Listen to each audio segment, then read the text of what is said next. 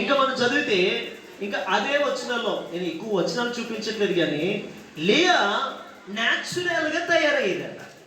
రాహేలేమో మొత్తం beauty parlour అంతా ఇంట్లో పెట్టుకుంది. స్తోత్రం కదండి కాక. ఏమండి ఈరోజు బ్యూటీ పార్లర్కే వెళ్ళడం అవసరం లేదండి. బ్యూటీ పార్లర్ చెప్పండి, బ్యూటీ పార్లర్ మన ఇంట్లో ఉంటుంది. ఆ బ్యూటీ పార్లర్కి ఇచ్చినంత ప్రాముఖ్యత, బ్యూటీ పార్లర్కి ఖర్చు పెట్టినంత డబ్బులు నువ్వు దేవుడి సేవకి ఇవ్వగలుగుతున్నావా? దేవుడి పని కోసం చేయగలుగుతున్నావా?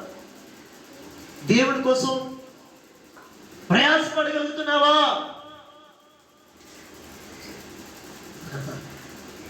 లేయా నేచురల్ అంటే దేవుడు తనకి ఏదైతే ఇచ్చాడో ఆ అందాన్ని కాపాడుకోవడం మొదలుపెట్టింది. ఆమె మీరందరూ కూడా వచ్చే ఆదివారం నుంచి మీ ముఖాలు నేచురల్ మొక్క అంటే దేవుడిచ్చిన ప్రకృతి అంటే నేచురల్ ఆ ముఖాలు కానీ కనబడును గాక.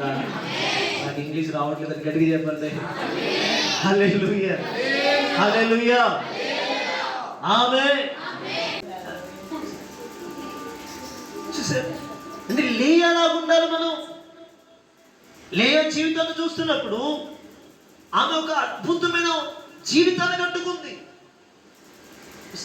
ఒక పక్కన తండ్రి ద్వేషం, మోసం, భర్త ప్రేమ కోల్పోయిన, చెల్లె శత్రువుగా మారిన, దేవుణ్ణి స్తుతించడం మొదలు పెట్టింది.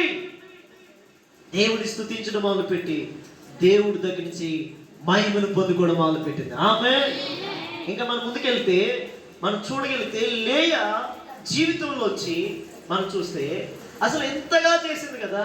దేవుణ్ణి స్తుతించి స్తుతించి స్తుతించి స్తుతించి తన జీవితాన్ని ముగించింది కదా. నేను అంటాను, ఇప్పుడు లేయాకు వచ్చిన ఫలితం ఏంటి?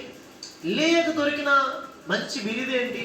నేను అన్నాను, అసలు లేయా ద్వారానే అనేక మంది భూమి మీద పరిశుద్ధులు లేపబడ్డారు. ఆమేన్, ఆమేన్, ఆమేన్, ఆమేన్. గట్టిగా చెప్పాను, ఆమేన్. లేయా జీవితంలో చూస్తే లేయా మనవుడైన కాలేబు, మీరు చదవండి లేఖనాలు.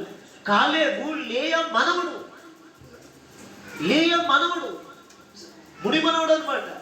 ఈ లేయా పుట్టిన కొడుకుల్లోంచి ముడి మనవుడుగా వచ్చిన కాలేబు, నేనంటాను 6 లక్షల మంది కాలబలం కానానులో అడుగు పెట్టలేకపోయారు. కానీ లేయా ముడి మనవుడైన కాలేబు కానానులో అడుగు పెట్టే భాగ్యాన్ని దేవుడిచ్చాడు. నేను అంటాను, స్తుతి పరిస్థితిని మారుస్తుంది.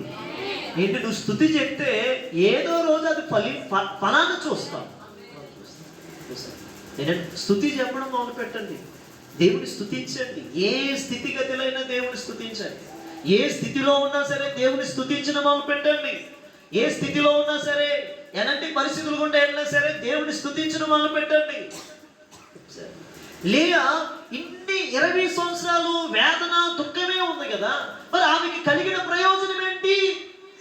నేను అంటాను, మొదటిగా కాలేబు అనే తన మనవుడు, నేను అంటాను, కానాను దేశంలో అడుగు పెట్టే భాగ్యం ఇచ్చాడు. ఎవరికి లేదు, అది ఎవరికి లేదు. ఉన్న వాళ్ళందరూ పిరికితనంగా వెనక్కి వెళ్ళిపోయారు. 6 లక్షల మందిలో ఒక బలవంతుడైన కాలేబు మనవుడు ఎవరంటే లేయా మనవుడు. ఆమేన్. నేనంటా, నువ్వు స్తుతి చెప్పితే నీ మనవులు కానాను దేశాన్ని స్వతంత్రించుకుందురుగాక.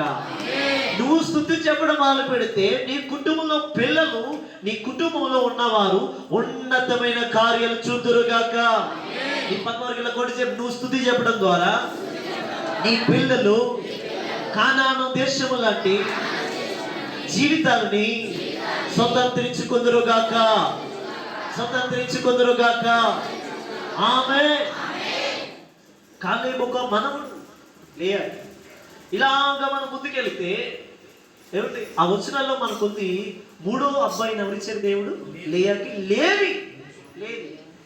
అసలు ఏంటంటే ఈ లోకంలో ఆమె ఏడ్చినందుకు, వేదన పడినందుకు, దుఃఖం పడినందుకు, అయ్యో నా భర్త నన్ను పట్టించుకుంటలేదే అని వేదన కంటే ఇవన్నీ ఒక వంతు అయితే, ఆమె స్తుతించడం వలన చూడండి దేవుడు ఎలాంటి బహుమానం ఇచ్చాడు. లేవి, లేవి, లేవి అనగా యాజకుల గుంపు. ఆమె లేవి ప్రపంచంలో వీళ్ళకున్నంత గొప్ప ప్రఖ్యాత ఎవరికి లేదు, ఇంకెవరికి ఇవ్వలేడు కూడా దేవుడు. లేవి గోత్రము, లేవి వంశము, లేవి అనగా యాజకులుగా దేవుడు లేవి గోత్రాన్ని తన మందిరములో ప్రత్యక్ష గుడారములో లేవీయులకు మాత్రమే గొప్ప భాగ్యం దొరికింది. నమ్మితే గడిగా చమలబడుతూ దేవుడు నామం అయిపోయింది. ఆమె కన్నీరు వృధా అయిందా? ఆమె వేదన వృధా అయిందా? ఆమె జీవితం అంతా వృధా అయిపోయింది అనుకుంటున్నాం మనం. 29 నుంచి స్టార్ట్ అయ్యి 49 అధ్యాయం దాకా ఏడుస్తూనే ఉంది. ఏం బాగుపడింది అనుకుంటున్నాం కానీ ఆమె ఏడుపు, ఆమె కన్నీరు, ఆమె స్తుతి, ఆమె జీవితము తన మనవులకి ఆశీర్వాదకరంగా మారిపోయింది. కొన్నిసార్లు దేవుడు నీ జీవితంలో చేయకపోవచ్చు, కానీ నీ బిడ్డల జీవితంలో చేస్తాడు. నీ బిడ్డల జీవితంలో చేయకపోవచ్చు, కానీ నీ బిడ్డలకు పుట్టిన నీ పిల్లల జీవితంలో చేయబోతున్నాడు. ఖచ్చితంగా లే అనుకుంటుంది, అయ్యా ఏంటయ్యా నా జీవితం అనుకోలేదు. ఏంటి ఏమైనా సరే నేను స్తుతించిన మట్టుకి లేవి ఒక అద్భుతం. యాజకులుగా ప్రమోట్ చేయబడ్డారు. యాజకత్వాన్ని దేవుడు వారికి ఇచ్చాడు. ఆ యాజకులలో యేసు కూడా ఒక యాజకుడుగా ఉన్నాడు. గట్టిగా చెప్పలు కొట్టండి. హల్లెలూయా. యేసు కూడా ఒక యాజకుడు. వా, ఏడ్చినందుకు, స్తుతించినందుకు, కన్నీళ్లు కార్చినందుకు, బాధపడినందుకు దేవుడిచ్చిన గిఫ్ట్ యాజకులు సమూహంగా చేశాడు. లేయా, నువ్వు బాధపడకు, నీ కడుపును పుట్టిన వాళ్ళని నేను యాజకులుగా చేయబోతున్నాను. అంతే, అయిపోయారు వాళ్ళు, గొప్పలు అయిపోయారు. మోషే ఒక యాజకుడు, అహరోను ఒక యాజకుడు, మిరియం ఒక యాజకురాలు. ఇలాగ మనం చూసుకుంటూ పోతే బైబిల్లో ఎంతో మందిని దేవుడు యాజకులుగా చేసేసాడు. నేను అంటున్నాను, లేయా మన వెనక్కి వెళ్ళి అడిగితే ఆ ముసలిదానా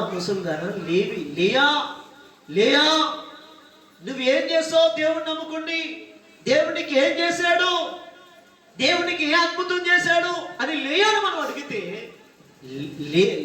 లేయా చెప్పే మాట ఏంటి తెలుసా? ఆమె చెప్పే మాట ఏంటి తెలుసా? నా ద్వారా మోషే బయటకు వచ్చాడు. నా మనవడు మోషే. అసలు మోషే లేకపోతే పంచ గ్రంథాలు ఉంటాయా? చెప్పండి. మోషే లేకపోతే పంచ గ్రంథాలు ఉంటాయా? ఆదికాండం, సంఖ్యాకాండం, ద్వితీయోపదేశకాండం, నిర్గమకాండం, లేవికాండం, ఈ పంచ గ్రంథాలని మోషే రాయడానికి కారణం ఎవరి కడుపు నుంచి వచ్చాడు? మోషే. నేనంటే లేయా మనవడు. Praise the Lord. అహరోను ఎవరు? యాజకుడు అహరోన్ని దేవుడు యాజకుడిగా చేశాడు. నేను అంటాను, అహరోను యాజకుడిగా చేస్తే లేయా దగ్గరికి వెళ్ళి మనం అడిగితే లేయా దేవుడు ఇంతగానో ఏడ్చి ప్రార్థన చేశాడు కదా, దేవుడికి ఏం చేశాడంటే ఆమె చెప్పే మాట ఏంటి తెలుసా? నా కడుపుని పుట్టినోళ్ళు దేవుడు సేవ చేసేవాళ్ళుగా మారిపోయారు. నాకు మీ దగ్గరగా చెప్పలేదు. హల్లెలూయా. నా కడుపుని పుట్టినోళ్ళు సేవ చేసే భాగ్యాన్ని దేవుడు నాకు ఇచ్చాడు అని లేయా చెప్పగలదు. ఇంకా మన ముందుకెళ్తే కానాను దేశాన్ని స్వతంత్రించుకున్న నా కాలేబుడు చూడని చెప్పగలదు ఆమె.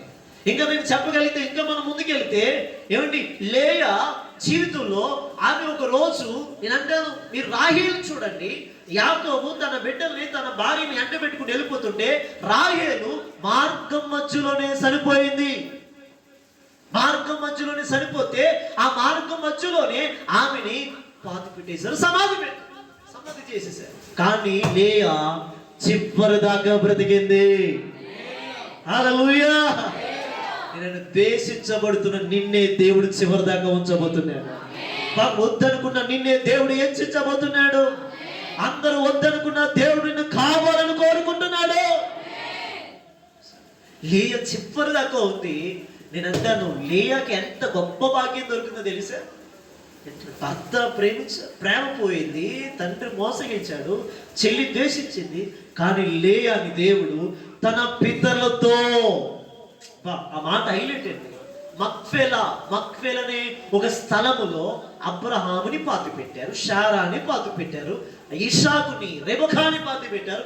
అదే స్థలములో యాకోబు భార్యగా లేయాని దేవుడు అక్కడ పాతి పెట్టే భాగ్యాన్ని ఇచ్చాడు.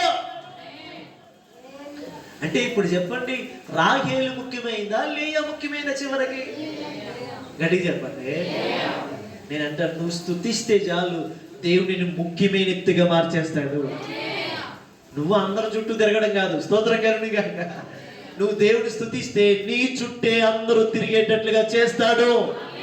అందరూ మీ పక్కరికి కొట్టి చెప్పండి, నువ్వు అందరి చుట్టూ తిరగడం కాదు, నువ్వు అందరి ఇంటికి వెళ్ళడం కాదు, అందరు చుట్టాల ఇంటికి వెళ్ళడం కాదు. చెప్పండి చెప్పండి చెప్పండి, అందరి ఇంటికి వెళ్ళడం కాదు, అందరి చుట్టూ తిరగడం కాదు, నీ చుట్టే తిరిగేటట్లుగా నా దేవుడు చెయ్యనుగాక. నువ్వు స్తుతి చెప్పితే చాలు ఆ స్థితిగతులన్నీ నీకు వచ్చునుగాక, నీకు వచ్చునుగాక, నీకు వచ్చునుగాక. చెప్పండి చెప్పండి, వచ్చునుగాక. ఆమేన్. yes. లేయాని దేవుడు తన పితరులతో పాతి పెట్టే భాగ్యాన్ని ఇచ్చాడు. లేయా నువ్వు ఇంతగా ఏడ్చి ప్రార్థన చేసావు కదా, స్తుతించావు కదా, నిన్ను ఎక్కడ బాధ పెట్టారని అడిగితే ఆమంటది, నా చెల్లి కంటే నాకే గొప్ప భాగ్యం దొరికింది. అబ్రహాము, శారా, రిబకా, ఇస్సాకు ఉన్న చోట నేను ఉన్నాను. ఆమేన్ చెప్పగా. ఈరోజు మనము కూడా ఆ స్థానానికి ఎదుగుదుము గాక, ఆ పితరులతో మనము కూడా సమాధి చేయబడుదుము గాక. ఆమేన్. ఇంకా మనం ముందుకెళ్తే లేయా ఏంటి ఇంతేనని జీవితం? అప్పుడు 4వ ఎత్తుగా దేవుడు ఏం చూపించాడు? యూదా. మత్తయి ఆదికాండం 35 వచ్చిన చదివితే యూదా 1 యాజకత్వం ఇచ్చాడు లేయా ఇంటిలోంచి. 2ది యూదా అంటే స్తుతి. యూదా గోత్రం సింహం. ఆమేన్. యూదా అసలు యూదాని చూడండి, మనం చూస్తే యూదా అనగా కింగ్స్. యూదా యొక్క వంశంలోంచి రాజులు వచ్చారు. ఎవరు వచ్చారు చెప్పండి? యూదా వంశంలోంచి. అందరూ చెప్పండి, యూదా వంశంలోంచి రాజులు వచ్చారు. ఇప్పుడు మన రాజు రాబోతున్నాడు. ఎవరు రాబోతున్నారు? King of the king, national, international రాబోతున్నారు. ఎవరు? యేసు ఒక రాజుగా రాబోతున్నాడు. హల్లెలూయా. యేసు రాజుగా వచ్చుచున్నాడు భూలోకమంతా. యేసు రాజుగా భూలోకమంతా. రవి కోటి తేజుడు రమ్యమైన, రవి కోటి తేజుడు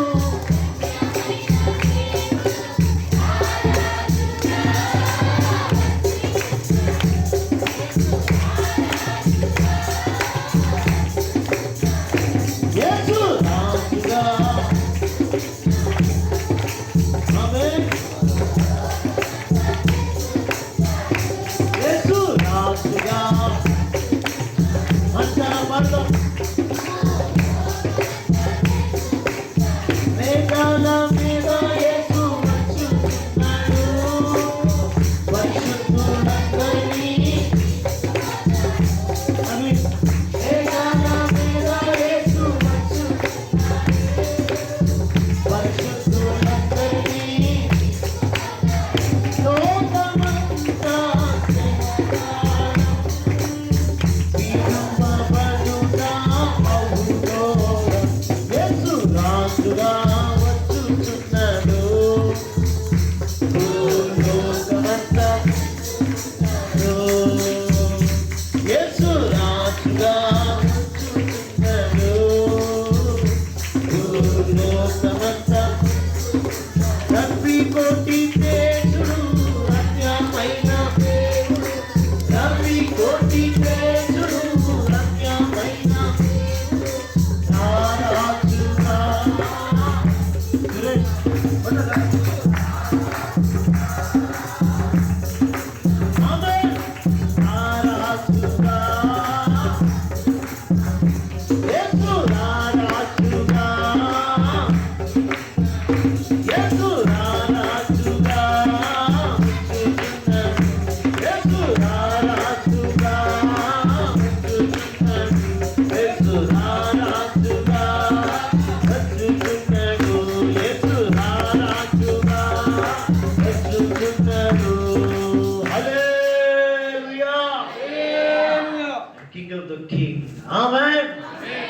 రాజులకు రాజు.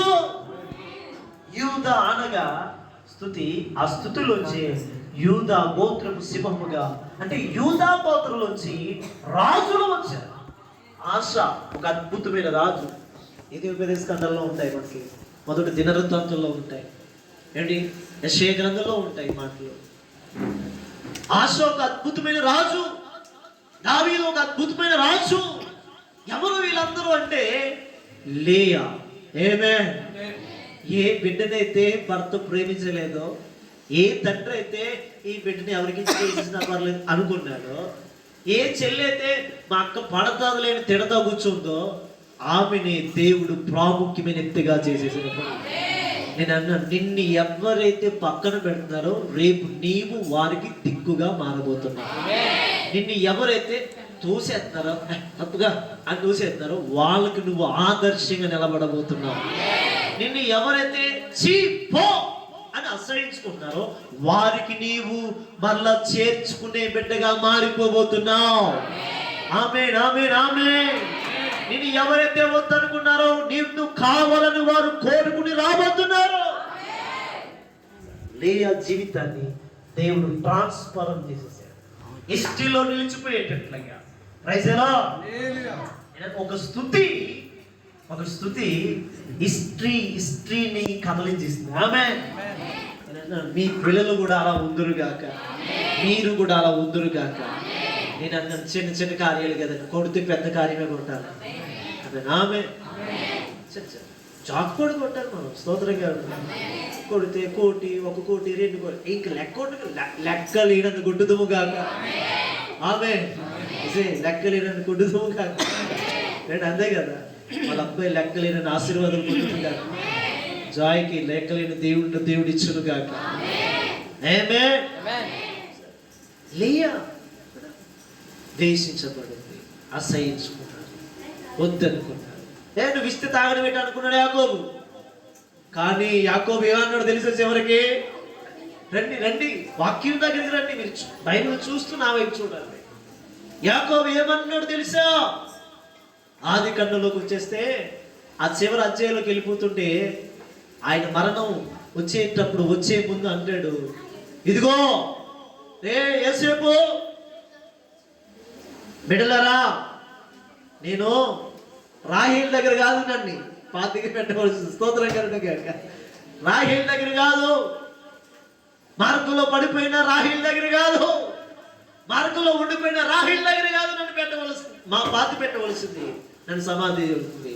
నా పితరులు, నా తండ్రి, నా పితరుడైన అబ్రహాం ఎక్కడైతే పాతి పెట్టబడ్డాడో ఆ మక్ఫేల ప్రాంతంలో అదే స్థలంలో లేయా పక్కన నన్ను పాతి పెట్టండి. నన్ను ఇదే గట్టిగా చప్పలు కొట్టండి. హల్లెలూయా. ఎంత అద్భుతం. ఏమండి ఇప్పుడు లేచి అనొచ్చు, ఇప్పుడు ఎందుకురా ముసలోడా, అన్నీ అయిపోయిన తర్వాత ఇప్పుడు ఎందుకు నా పక్కకు వచ్చి పడు అంటే నేను అన్నాను, ఈ తప్పుగా అర్థం చేసుకున్నాను. ఇప్పుడు నన్ను పక్కనే పడకబెట్టమని ఎందుకు అంటూ సమాధి చేయమని అంటే నేను అంటాను, ఆ రీతిగా యాకోబుకు సుఖం కలగాలని. స్తోత్రం కలుగును గాక. ఈరోజు దేవుడు ఒక లేయా లాగా నిన్ను చెయ్యను గాక, ఒక లేయా లాంటి ప్రార్థన పొర్రాలుగా నిన్ను చెయ్యను గాక. లేయా లాగా నువ్వు ఉద్దేశించబడితే నా దేవుడు కనులు నిన్ను చూచును గాక. యాకోబు అంటాడు, ఆ మార్గంలో వదిలేకంటారు నన్ను తీసుకుని వెళ్ళి నా పితరులైన స్థలం దగ్గర మీరు చదవండి, ఆది కాండం అంతా చదవండి. యాకోబుని మరలా అక్కడికే తీసుకుని వెళ్ళాడు యోసేపు, అక్కడే పాతి పెట్టాడు. Praise the Lord. ఎంత అద్భుతం అండి. వద్దనుకున్నాడు అసలు, కానీ ఇప్పుడు అక్కడికే వెళ్తున్నాడు. స్తోత్రం కలుగుగాక. అలాంటి రోజులు దేవుడు వద్దనుకున్న వారే కావాలని వచ్చే రోజులు మనకి త్వరలో వచ్చును గాక. గోవింద్ గారు గట్టి చెప్పండి. మిమ్మల్ని ఎవరైతే వద్దనుకుంటున్నారో కావాలని వారు త్వరలో వచ్చుదురు గాక. ఆమేన్. పోయా సంబంధాలు పోతున్నాయా? వద్దనుకోండి. పొడగ్గా ఉంది, లొడ్డులా ఉంది, బాబు ఈమె నచ్చలేదు, ఈవిడ ముక్కు చూస్తే పొడగ్గా కేసీఆర్ లాగా ఉంది, ఈమె కళ్ళు చూస్తే కళ్ళుతోనే భయపెడేసి ఉంది అత్తగారిని. స్తోత్రం గారు గాక. బాబు వద్దు బాబు పోతున్నారా? కాదు, ఎదుక్కుంటూ వచ్చేవారు రాబోతున్నారు. ఎదుక్కుంటూ నీ కోసం దొరికేవారు రాబోతున్నారు. ఏమే ఖచ్చితంగా నువ్వు లేయలా ఉండు. ఒకటే చేయి, పరిస్థితులను చూడొద్దు. దేవుని స్తుతించడం మొదలుపెట్టు. దేవుని స్తుతించడం మొదలుపెట్టు. నీ ఇంట్లో ఒక ధూపం రావాలి. లేయలాగా 20 సంవత్సరాలు ధూపం వేయగలిగితే 20 సంవత్సరాల్లో హిస్టరీ అంటే చరిత్రను మార్చగలిగిన కార్యాలు లేయ చూడగలిగింది. అంటే చరిత్రలోనే నిలిచిపోయే కార్యాలు లేయ చూడగలిగింది. అలాంటి కృప దేవుడు మనందరికీ ఇచ్చును గాక. ఏమండి, ఇక్కడతో వదిలేద్దామా? ఇంకొక అద్భుతమైన మాట చెప్పకపోతే అస్సలు బాగోదండి. లేయ కోసం నేనంటే యూదా అంటే ఏమని చెప్పాను? రాజు. ఇప్పుడు ఏ రాజు కడుపు నుంచి మన యేసు ప్రభు వచ్చాడు? చెప్పండి, ఏ రాజు కడుపు నుంచి వచ్చాడు? యూదా గోత్రములోంచే వచ్చాడు. ఆమె యూదా గోత్రపు సింహం అయినా. హల్లెలూయా. అంటే నేను అంటాను, ఒక లేయా స్తుతి యేసు ప్రభుని. అంటే నేనంటా యేసు ప్రభు ఎన్నో మనవడో. స్తోత్రం కలుగుగాక. లేయాకి ఎన్ని తరాల తర్వాత మనవడుగా ఉన్నాడో చూడండి.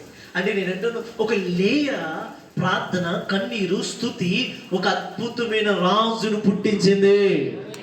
నేనంటాను, దావీదు నశించిపోయాడు, ఆషాము నశించిపోయాడు, హిజ్కియా నశించిపోయాడు, కానీ యేసు ప్రభు నశించిపోడు.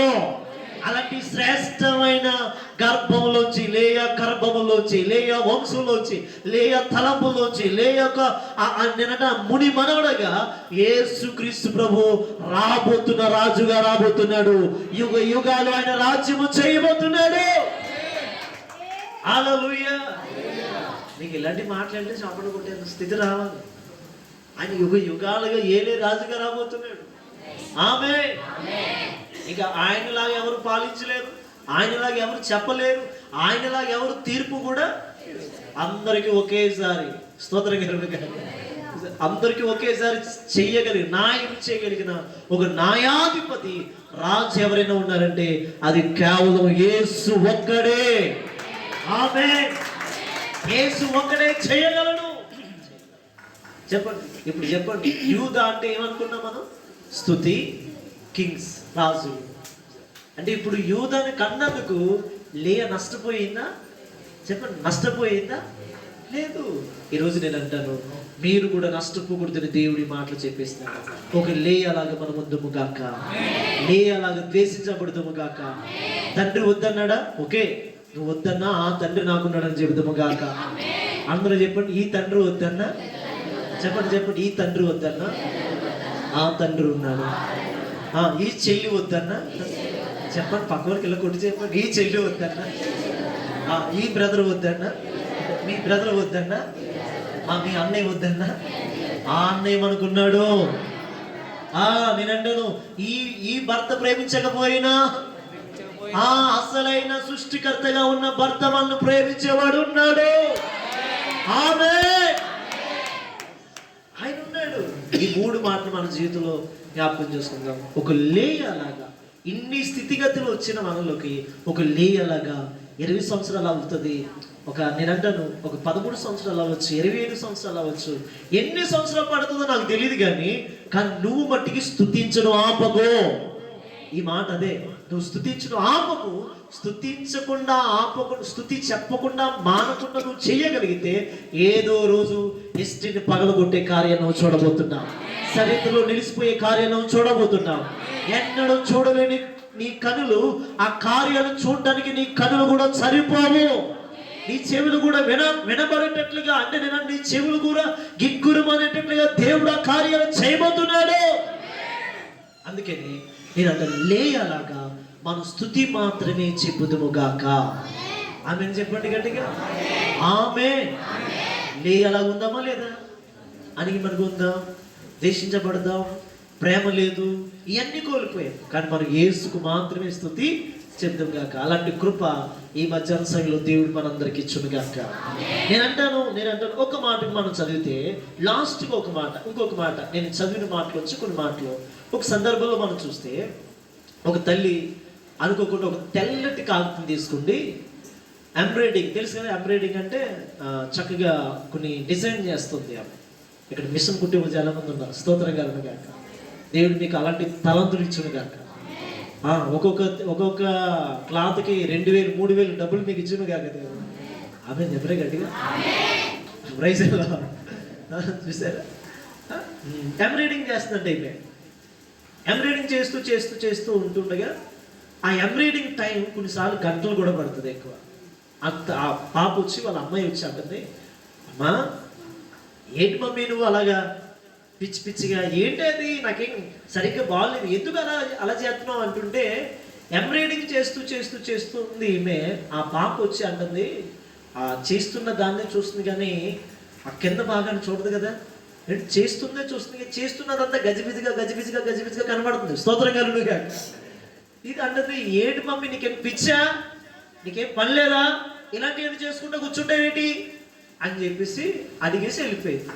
మరలా కొన్ని గంటల తర్వాత వచ్చి చూస్తే ఆ ఎంబ్రాయిడింగ్ క్లాత్ని, అంటే ఎంబ్రాయిడింగ్ చేసిన క్లాత్ని తిప్పు చూడగా ఒక అద్భుతమైన డిజైన్ కనబడింది. స్తోత్రం కలుగును గాక.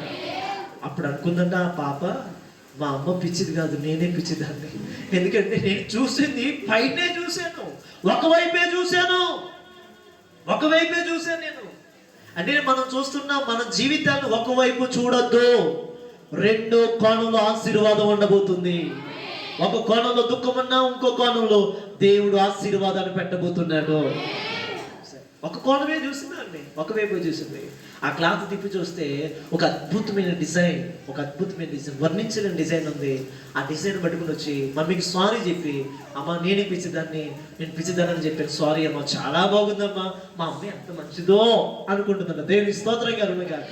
ఏమంటే ఒక తల్లిగా, ఒక బిడ్డగా ఆమె చేసే పనిని, తల్లి చేసే పనిని మనం ఏమనుకుంది, ఆ బిడ్డ పిచ్చిది, మా అమ్మ ఇలాగే డిజైన్ చేస్తుంది, బాగోదు, మా అమ్మ చేసేది అనుకుంది. కానీ అది తిప్పి చూడగా ఎంత అద్భుతమో, అలాగే మనము కూడా దేవుడు మన జీవితంలో చేసే కొన్ని కార్యాలు చూస్తున్నప్పుడు, దేవుడు ఇలాంటి వాడా, అలాంటి వాడా, దేవుడు ఏమాత్రం చేతకాని వాడు అనుకుంటాం. కానీ మరొక పక్క తిప్పి చూడగా ఆయన నీ కోసం ఎన్ని కార్యాలు దాచిపెట్టాడో.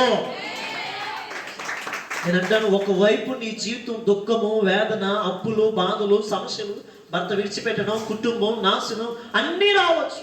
నేను అంటాను, ఇంకా చెప్పండి, యోబులాగా కోల్పోవచ్చు. కానీ మరొక పక్క యోబుకి 2 అంతల ఆశీర్వాదం ఉంది. ఆమేన్. సాతాను చూసింది ఒకవైపే, కానీ యేసు చూసింది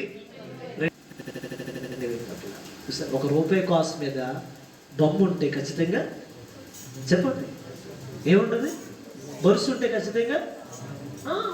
నేనంటే నీ జీవితంలో దుఃఖం ఉంటే ఖచ్చితంగా సంతోషం ఉంటుంది. నీ జీవితంలో వేదన ఉంటే ఖచ్చితంగా ఆనందం ఉంటుంది. నేనంటే నువ్వు ఎన్ని కష్టాలు పడుతున్నావు ఒక భాగంలో, మరొక వైపు నా దేవుడు నిన్ను హెచ్చించడానికి హిస్టరీని పగలగొట్టే కార్యాలు దేవుడు నన్ను చేయబోతున్నాడు. ఆమేన్. లేయా జీవితం కూడా ఎలాగో ఉంది. లేయా జీవితం ఒకవైపు అంతా కూడా 20 సంవత్సరాలు వేదన, దుఃఖం, వేదన. కానీ మరొక పక్కన చూస్తే తన బిడ్డల ద్వారా తన జాతి, తన తెగ, తన జీవితంలో ఎంత అద్భుతమైన కృపండి. ఆమేన్. కాబట్టి నేను అంటాను, లేయలాగా మనం ఉండగలుగుతాము ఈరోజు. లేయలాగా నేనంటే లేయా ఎంత ఓర్చుకుందో చూడండి.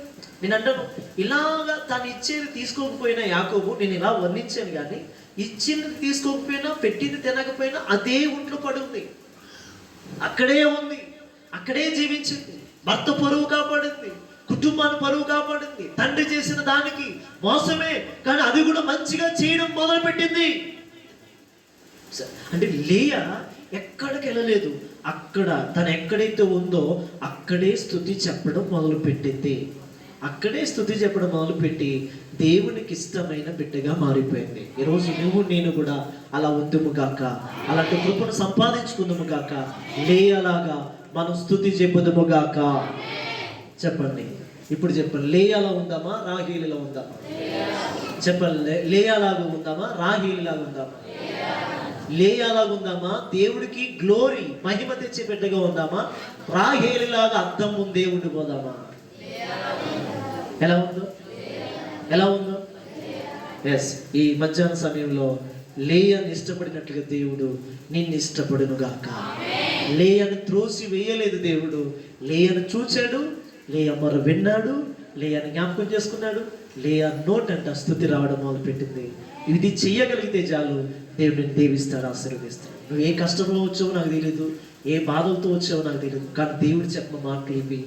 ఈరోజు నీ జీవితం లేయలా ఉందా? లేయలాగుంటే దేవుడు నిన్ను మర్చిపోలేదు. ఒకరోజు నీ పిల్లల ద్వారా, నీ మనవల ద్వారా, నీ మనవరాల ద్వారా దేవుడు నీకు గొప్ప భాగ్యాన్ని ఇవ్వబోతున్నాడు. నీ జీవితంలోనే చేయబోతున్నాడు అది. కాబట్టి కళ్ళు మూసుకుందాం, తల ఉంచుదాం, ప్రార్థన